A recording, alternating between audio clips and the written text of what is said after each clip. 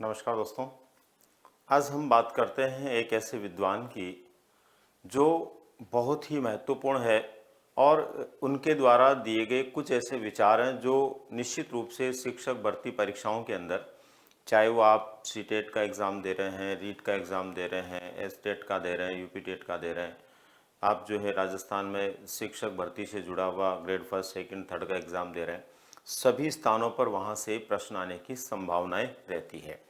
तो ऐसे विद्वान कौन है जिनको लेकर के कुछ बातचीत हम करेंगे, तो वो है दोस्तों यूरी बैन फैन ब्रेनर। दोस्तों इनको लेकर के कुछ खास बातें हैं जो हमारे लिए बहुत उपयोगी है और यदि हम 10 से 15 मिनट का समय इनकी संदर्भ में जो हम बातचीत करेंगे उसको देते हैं तो डेफिनेटली एक प्रश्न आपका आने वाली किसी भी परीक्षा के संदर्भ में सही हो सकता है। दोस्तों ये मूल रूप से जो है रूसी विद्वान थे और इन्होंने एक खास विचार दिया था बालक के विकास को लेकर के। बालक के विकास के संदर्भ में इन्होंने एक विचार दिया था कि बालक जो विकास को प्राप्त करता है या बालक का जो विकास होता है उस समय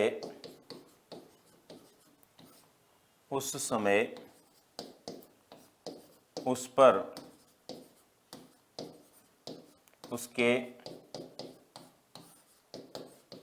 पारिस्थितिकी तंत्र का बड़ा प्रभाव पड़ता है। मतलब क्या विचार दिया था इन्होंने कि एक बालक का जो विकास होता है, एक बालक जब विकास को प्राप्त करता है तो उसके विकास के ऊपर उसके पारिस्थितिकी तंत्र का बड़ा प्रभाव पड़ता है और इसी आधार पर इन्होंने पारिस्थितिकी तंत्र क्या होता है उसको ध्यान में रखते हुए एक छोटा सा सिद्धांत दिया था और वो सिद्धांत था पारिस्थितिकी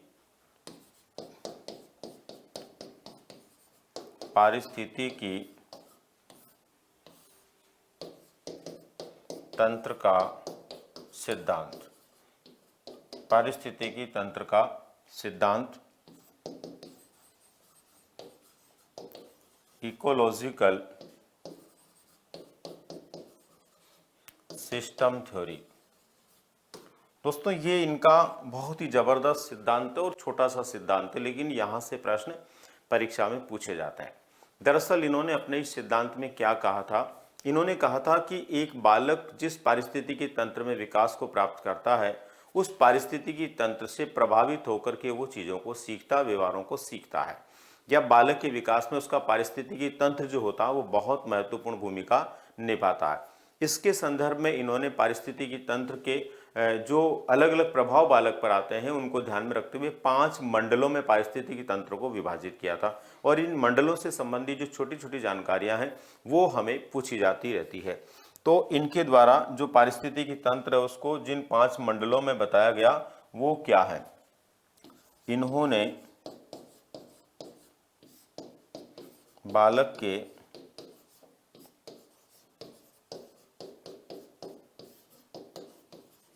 पारिस्थितिकी तंत्र को 5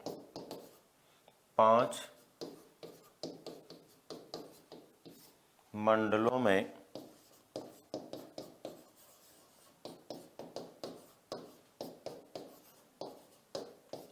विभाजित किया था।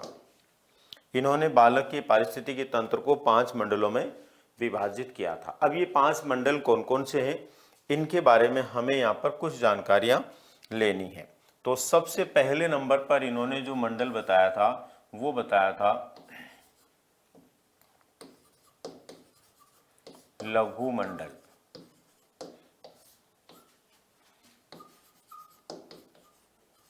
Micro system.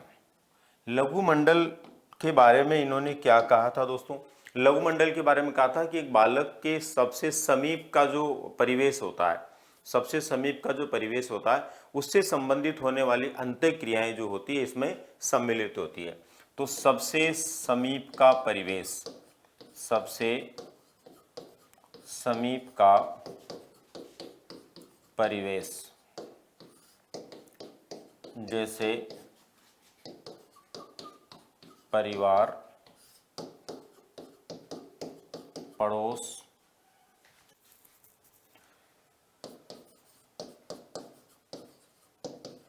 मित्र मंडली एवं स्कूल के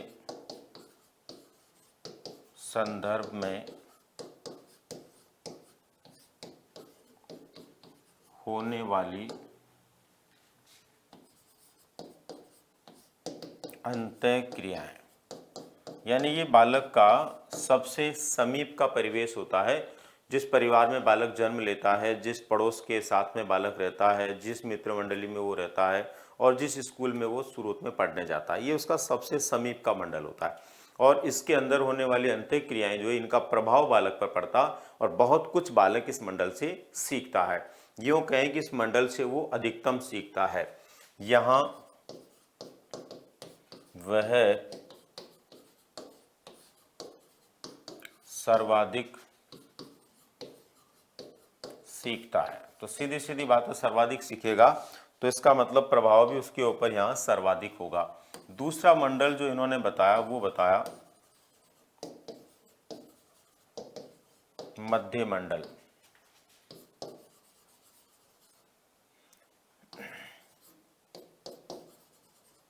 मीसो सिस्टम। अब मध्य मंडल क्या बताया दोस्तों इन्होंने? मध्य मंडल बताया कि ये जो परिवार, पड़ोस, मित्र मंडली और स्कूल हैं, इनके बीच में आपस में जो संबंध पाए जाते हैं, ये लघु मंडल से जुड़े हुए जो भी परिवेश के क्षेत्र हैं उनमें आपस में जो संबंध पाए जाते हैं उनके संदर्भ में इन्होंने मध्य मंडल कहा। यानी कि सबसे समीप के वातावरण यानी परिवार, पड़ोस, मित्र मंडली एवं स्कूल के मध्य पाए जाने वाले संबंध, यानी कि सबसे समीप का जो वातावरण होता है जिसमें परिवार है, पड़ोस है, मित्र मंडली, स्कूल के मध्य में जो संबंध पाए जाते हैं, इन संबंधों से जुड़े हुए परिवेश को इन्होंने क्या नाम दिया? इसको दिया इन्होंने मध्य मंडल नाम दिया। इसी प्रकार से इन्होंने जो तीसरा मंडल बताया वो बताया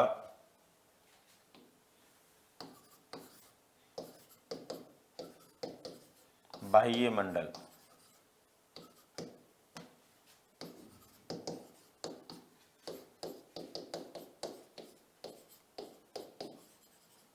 एक्सो सिस्टम। इसके अंदर इन्होंने क्या माना? इन्होंने कहा कि ये वो मंडल होता है जिससे बालक डायरेक्ट जुड़ा हुआ नहीं होता,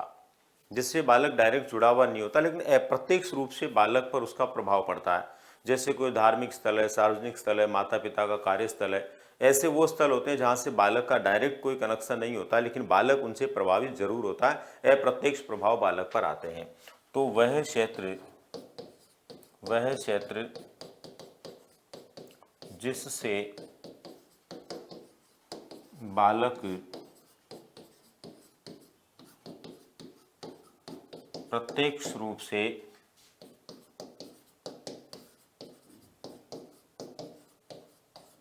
संबंधित नहीं रहता, लेकिन वह अप्रत्यक्ष रूप से प्रभावित होता है, जैसे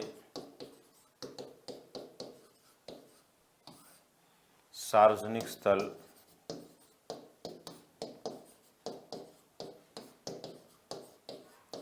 माता पिता का कार्यस्थल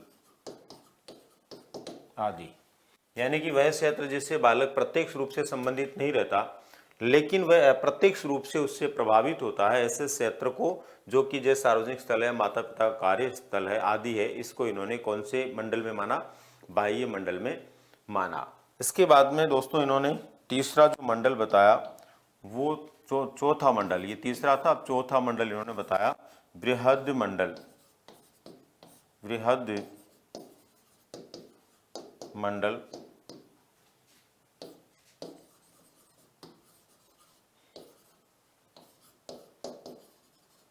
मैक्रो सिस्टम। बृहद मंडल में इन्होंने क्या माना? बृहद मंडल में दोस्तों जैसे पूरा समाज है, राज्य है, जिला है, देश है, वो सब कुछ सम्मिलित हो जाता है और ये वो क्षेत्र होते हैं जहाँ से बालक अपनी संस्कृति के, अपने समाज के, अपने सभ्यता के और नैतिकता के मूल्यों को ग्रहण करता है। यानी जितने भी एक मानव जीवन में मानवीय मूल्य होते हैं, उन मानवीय मूल्यों में से बहुत सारे मूल्य इस क्षेत्र से बालक प्राप्त करता है। यानी कि बालक का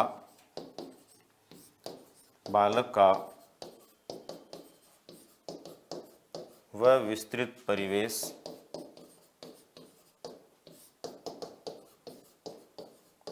जिसमें समाज, राज्य, राष्ट्र,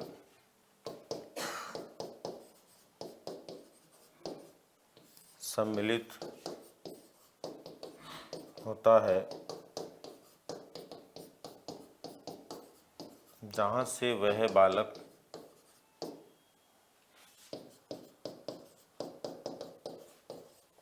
सामाजिक, सांस्कृतिक,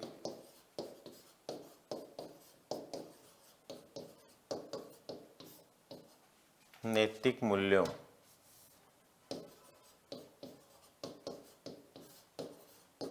को प्राप्त करता है। यानी कि बालक का वह विस्तृत परिवेश जिसमें समाज, राज्य, राष्ट्र सम्मिलित होता है, जहां से वह बालक सामाजिक, सांस्कृतिक, नैतिक मूल्यों को प्राप्त करता है, उस क्षेत्र को जो है इन्होंने बृहद मंडल नाम दिया। इसके बाद में पांचवा और अंतिम मंडल जो इन्होंने बताया वो क्या था? वो था घटक मंडल।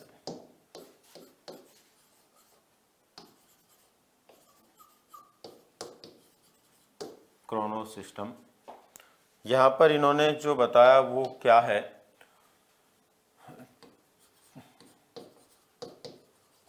तत्कालीन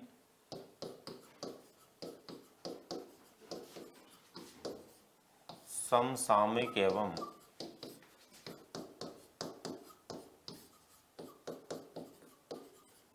ऐतिहासिक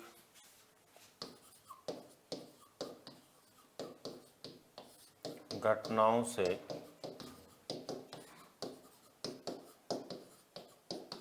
संबंधित क्षेत्र जो बालक के